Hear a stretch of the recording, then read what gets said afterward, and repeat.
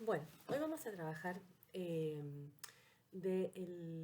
texto de Freud, La interpretación de los sueños.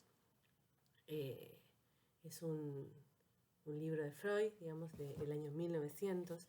Ubicábamos que a partir de este texto se situaba lo que se puede considerar el origen del psicoanálisis, ¿no? Como esa piedra fundacional que da origen a ese cuerpo teórico y a esa práctica clínica que es el psicoanálisis, pero que si bien tiene esta impronta de que Freud justamente, digamos, publica su libro en este año, ¿no? En el nuevo,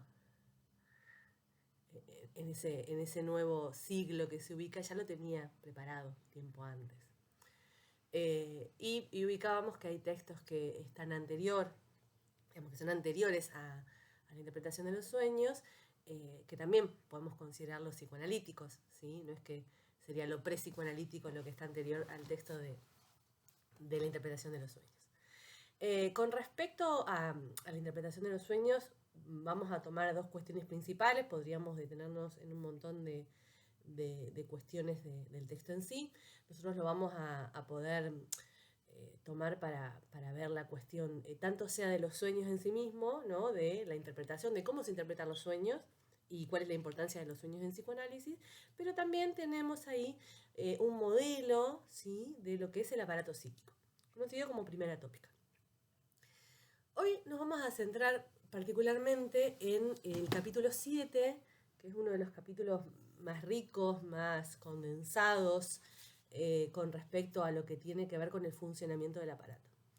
Y dentro de ese capítulo nos vamos a situar en un apartado que es el apartado C, que se llama el cumplimiento de deseo.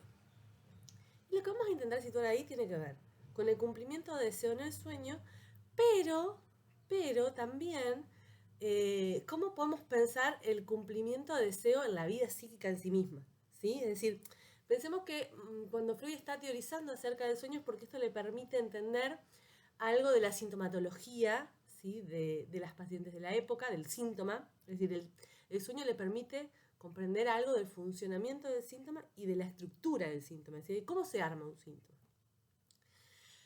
A lo cual entonces vamos a situar algunas cuestiones con respecto al sueño, pero que después las vamos a llevar a poder pensar algo de lo sintomático, ¿sí? De cómo el síntoma también tiene que ver con algún cumplimiento de deseo. El texto, digamos, o el apartado es un apartado muy rico, recomendamos leerlo con detenimiento y con tiempo. Y empieza, digamos, con un sueño que está ubicado al inicio del capítulo, que se conoce como el sueño del padre no ves que ardo, ¿no? Recuerdan, es un sueño donde un padre está velando a su hijo muerto, ¿no? Y es despertado por el fulgor, dice, de las llamas, y el padre, digamos, el niño parece, digamos, vivo, diciéndole al padre, bueno, una frase así como, padre, no ves que ardo, en relación a que el niño había tenido fiebre, había estado ardiendo en fiebre, y en el sueño se representaba en relación a que se había producido un incendio, es decir, algo de esa llama, habían caído en la mortaja y se estaba incendiando el cuerpo.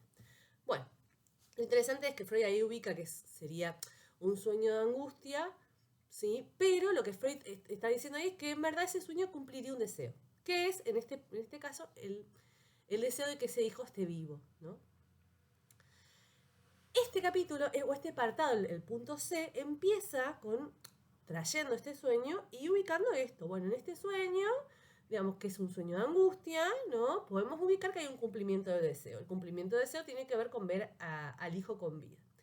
Y entonces va a interrogarse sobre eso, de cómo se presenta el deseo en los sueños. Y va a decir que se propone estudiar dos cuestiones, ¿sí? Uno es el papel del cumplimiento de deseo, ¿sí? Qué papel tiene es el cumplimiento de deseo en los sueños, y otro es el valor de los pensamientos de vigilia, que se continúan durante el dormir, ¿no? Freud está ubicando ahí, bueno, cómo algunos pensamientos de vigilia tienen en el momento del sueño una continuación y va a intentar ubicar esto. En relación al cumplimiento de deseo, va a ubicar dos cuestiones principales. Uno va a decir que el deseo se puede presentar de manera franca, ¿sí? y cuando habla de manera franca habla como de una manera desfigurada, ¿no? Y va a situar esto en relación a los niños, por ejemplo. También va a decir que podría parecer que en el adulto aparecen de manera franca, pero va a dejar como un signo de interrogación ahí, si es que el sueño aparece así. Y va a situar, bueno, de que los niños tienden a soñar con aquello que les ha provocado impresión durante la vida de vigilia y que hay como una continuidad en relación al deseo. No está en este apartado, pero hay algunos ejemplos, digamos que era una niña, no me acuerdo si era de su hija o su nieta, que pasa por una panadería y quería comer una torta, bueno, ese deseo es sofocado, ¿no? Le dicen que no y después va y sueña que se come un pastelito, ¿no? Entonces dice, bueno, ahí uno puede ubicar realmente que, digamos, tiene que ver con eso que sucede durante la vida de vigilia y que se continúa en el sueño. Y después decir que otro tipo de cumplimiento de deseos es lo que aparecen en los sueños desfigurados, ¿sí? Que serían los sueños de los adultos, y que ahí de lo que se daría cuenta es de una censura onírica, digo, que habría algo de la desfiguración en el sueño que tendría que ver con una censura. Hago este apartado, digamos, con respecto al sueño de los niños. Pensemos que también, y Freud lo va a ir mechando en el texto, esta idea de que los niños todavía no habría una censura instalada, ¿sí? Porque estamos hablando de una constitución, ¿sí? El niño se está constituyendo. En este punto podríamos explicitar que algo de este deseo franco, ¿no? De este deseo no desfigurado que se presenta en los sueños de los niños, tiene que ver con que todavía no se ha producido la censura. Freud en este momento habla de censura, después nosotros vamos a ubicar con eso el mecanismo de la represión. En relación entonces al deseo, se va a interrogar de este deseo desfigurado, ¿no? Se va a interesar por eso, y dice que el deseo se puede presentar de 4 formas, ¿no? Habla de un deseo preconsciente, consciente, ¿no? Un deseo que tiene que ver con la vida de vigilia, como este ejemplo que situábamos de los niños. Va a hablar de un deseo preconsciente que ha sido empujado al inconsciente en relación a que entra en conflicto con determinados, por ejemplo, valores, determinada cuestión, es sofocado. Después va a hablar de un deseo inconsciente, y cuando hable del deseo inconsciente es interesante porque Freud dice esta cuestión de que sería insusceptible de conciencia, ¿no? Un deseo inconsciente que es, como que dijéramos, puramente inconsciente, propiamente inconsciente, y un deseo en relación al infantil. Va como a hacer este orden de los deseos, los va como a catalogar en estas categorías, solo a fines didácticos, para poder explicar que el deseo, ¿no? Preconsciente o consciente que aparece en el sueño, no puede producir por sí solo un sueño. Esto es lo que Freud está, y cuando ubica esto de los pensamientos conscientes, de la vigilia, está intentando situar que si bien va a aparecer representado en el sueño posiblemente algo de un deseo preconsciente o consciente, no es suficiente para producir un sueño. Es decir, que ese sueño se tiene que ganar un esfuerzo de otra parte, va a decir. Y fíjense esta idea de las cantidades, la idea de la intensidad. Un esfuerzo de otra parte, que es el esfuerzo del inconsciente. Es decir, no se puede producir un sueño solo por un deseo preconsciente o consciente. Algo tiene que conectarse, ¿no? Cobrar fuerza a partir de la articulación con un deseo inconsciente. Entonces ya situamos de que estamos hablando de deseos en plural, ¿sí? No en deseos de lo singular, y que además tiene que ver con una carga de intensidades y que, digamos, justamente la interpretación de un sueño no es nada sencillo, no es un camino fácil y que tenemos que ver varias aristas ahí. En ese punto hay una cita, ustedes la pueden ubicar en el texto, que dice lo siguiente: el deseo consciente solo deviene excitador de un sueño si logra despertar otro deseo paralelo, ¿sí? Mediante el cual se refuerza. En ese punto, ustedes van a tener una llamada al pie, que es la llamada al pie, si no me equivoco, la número 3. Recuerden que para poder estudiar los textos de Freud es muy importante leer las llamadas al pie, porque justamente ahí hay aclaraciones interesantes acerca de cómo está pensando Freud en ese momento algo del deseo. Va a decir que el deseo inconsciente es un deseo inmortal, ¿sí? Y cuando habla de la inmortalidad del deseo, lo va a situar en esta llamada al pie con algo de la indestructible. Cuando hablamos de lo indestructible, tiene que ver con aquello que no se puede destruir, aquello que subsiste más allá de que estén las oleadas de sepultamiento, ¿no? Las oleadas de la represión. Y dice que ese deseo inmortal, indestructible, va a tener que ver con lo infantil. Entonces, en ese punto Freud ya nos está diciendo que en el sueño algo se va a articular siempre con respecto a un deseo inconsciente y un deseo inconsciente infantil. Y cuando estemos hablando de deseo inconsciente, estamos hablando de un inconsciente propiamente dicho. El inconsciente propiamente dicho tiene que ver con aquello que es insusceptible de conciencia. Ese deseo inconsciente, que tiene que ver con lo infantil, que ha sido sepultado, que está, obviamente no es reconocible por el sujeto, va a asociarse, ¿sí?, con un deseo preconsciente, consciente, al partir del cual se puede producir un sueño, ¿sí? Es decir, este es el trabajo que el sueño intenta lograr para poder producirse. En ese punto, ¿sí? Entonces, cuando situamos que digamos que en el sueño, como en toda formación del inconsciente, siempre vamos a ubicar dos tipos de deseo. Un deseo ligado al inconsciente, el inconsciente infantil y susceptible de conciencia, que hace de fuerza impulsora del sueño, y un deseo consciente, si se quiere, o preconsciente, reconocible, que se puede articular con palabras, que tiene que ver con lo que produce el campo de la representación del sueño, ¿sí? Que el sueño se pueda representar de alguna forma. Pero no debemos desviarnos en esto en relación a aquello que se muestra y aquello que lo produce, ¿no? Esto justamente es lo interesante de poder pensar el cumplimiento de deseo, ¿no? Que no es algo transparente, por más que en el sueño parezca como transparente en relación al deseo del sujeto. En ese punto va a decir que va a ubicar el lugar de los restos diurnos. ¿Qué son los restos diurnos? Sería como aquello que hace de señuelo, ¿no? de anzuelo para justamente capturar algo de este deseo inconsciente, ¿sí?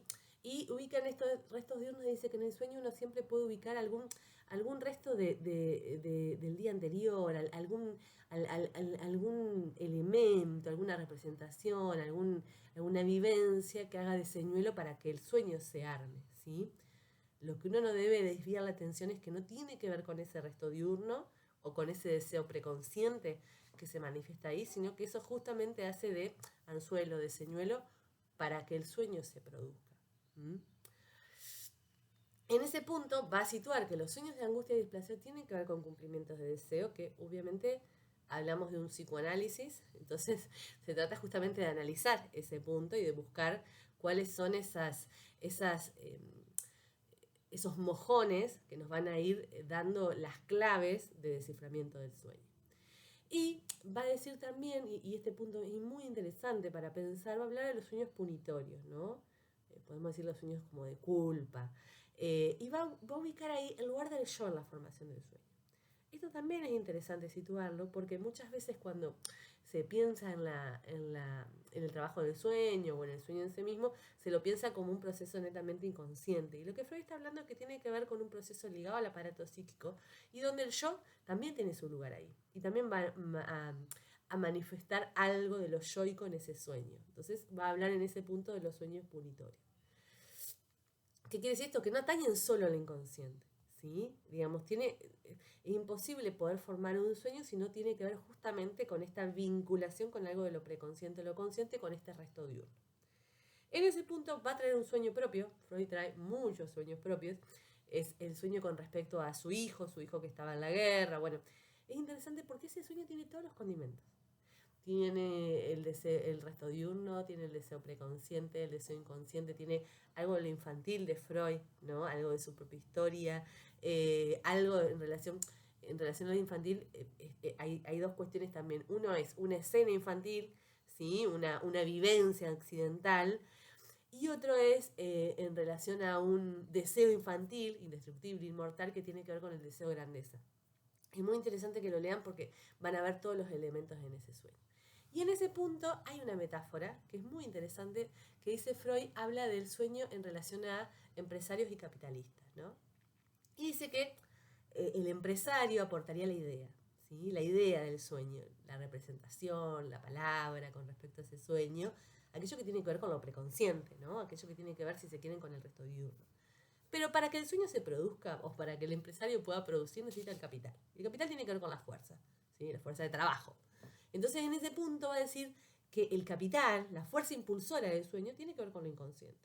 Y que para que produciese un sueño siempre es necesario un empresario y un capitalista. Ahora, también va a decir que ese empresario y ese capitalista están multiplicados. No es que es un empresario, un capitalista, o digamos así, un deseo preconsciente, un deseo inconsciente, sino que va a haber una multiplicación. Y en ese punto hablamos de la sobredeterminación de los sueños. Por eso es interesante la lectura que ustedes pueden hacer del sueño de Freud, que está anterior a esta metáfora, porque van a ver todos esos elementos, ¿no? Cómo aparecen varios empresarios y cómo aparecen varios capitalistas en ese punto. Ahí, digamos, perdón, ahí va a ubicar la cuestión del resto diurno como la representación inconsciente no puede introducirse en lo inconsciente, sino que se sirve del resto diurno. Es decir, se sirve del resto diurno a manera de ¿qué? A manera de una transferencia. Va a decir que ahí lo que se produce es un pasaje de intensidades, ¿no? Un pasaje en relación a, ahí no habla de afecto todavía, pero esta idea de la cantidad, que algo se transfiere en el lugar de otra cosa, ¿sí? Esto, hay una llamada al pie, que es la llamada al pie número 15, que pueden ubicarla ahí, cómo Freud está hablando de esa transferencia, ¿sí? De los restos diurnos en relación al deseo inconsciente, es decir, que el deseo inconsciente presta su fuerza impulsora al resto diurno, ¿sí? Algo se transfiere en el lugar de otra cosa, y este concepto que en este momento lo está ubicando en el sueño, Freud después lo va a teorizar para dar cuenta de justamente la relación médico-paciente. Al principio lo va a ubicar en estos términos, cuando el psicoanálisis estaba ligado al campo de la medicina, y después lo vamos a pensar en relación a la idea de analista-analizado, ¿sí? Esta idea de transferir, de que al sujeto se le transfieren, ¿no? se le ponen algunas cargas que no tienen que ver con el sujeto en sí mismo, sino que vienen de otro lugar. Y esto es interesante para situar con respecto a la idea del sueño en este momento. Posterior a eso se va a preguntar por la naturaleza psíquica del desear, y en ese punto aparece como dentro del mismo apartado, como que fuera otro apartado en sí mismo, donde va a dar cuenta de cómo es la constitución del aparato psíquico. En las últimas 5 hojas aproximadamente del apartado tienen esta idea de cómo se arma esto del deseo, ¿sí? Cómo se arma esto del deseo vinculado al plano de la satisfacción. Y va a hablar ahí, que también ustedes lo pueden encontrar en el capítulo 7, de la idea del armado del aparato psíquico, ¿no? Cómo es que se arma el aparato psíquico, cómo aparece el deseo en relación a este motor de lo psíquico, el deseo como el motor de lo psíquico, lo que impulsa el aparato, pero lo que nunca deja de satisfacerse. Y en ese punto de que no deja de satisfacerse, nunca se satisface del todo. Si hay algo que Freud justamente está trayendo con esta idea del cumplimiento de deseo, es que el deseo en algún punto no se cumple nunca en su totalidad. Siempre tiene que ver con un cumplimiento parcial del deseo. Y ese cumplimiento parcial del deseo hace que ese resto insatisfecho vuelva a relanzarse. Esto después se puede articular con el concepto, obviamente, de pulsión, ¿sí? Que también situábamos en relación a la constitución del aparato psíquico. Hace esta lectura con respecto a la vivencia de satisfacción, lo pueden situar en el texto, y no deja de vincular esa vivencia de satisfacción al lugar del otro. Hasta aquí llegamos por lo menos con el desarrollo de hoy. Nos vemos en otro video.